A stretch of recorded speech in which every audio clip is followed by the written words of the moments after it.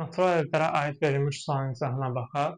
Şərtdə bizə deyir ki, A və B artan sıra ilə verilmiş ardıcıl natural ədədlər üçün əköb A faktorial B faktorial bölünsün əbəb A faktorial B faktorial bərabərdir 6 olarsa, A üstəgəl B cəmini tapın.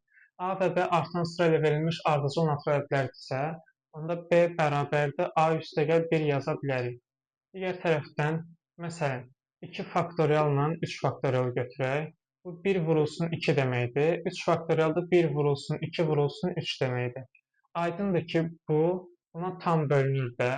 Onda əköb bunlardan böyüyünə, əbəb isə bunlardan kiçiyinə bərabərdir. Deməli, burada bizdə böyük olanımız B idi, kiçik olanımız da A idi.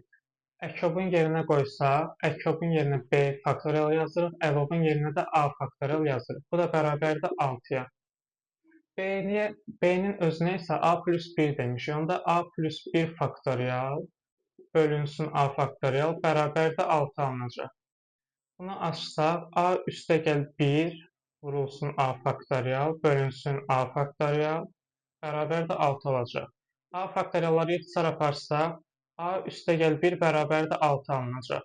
Burada A bərabərdir 5 tapırıq. Bu A-nı burada yerinə qoysaq, 5 üstəgəl 1 bərabərdir 6 olacaq. Bizdə şərtdən A plus B cəmini soruşur. A plus B də bərabərdir 5 üstəgəl 6-ya, yəni cavab 11 edəcək.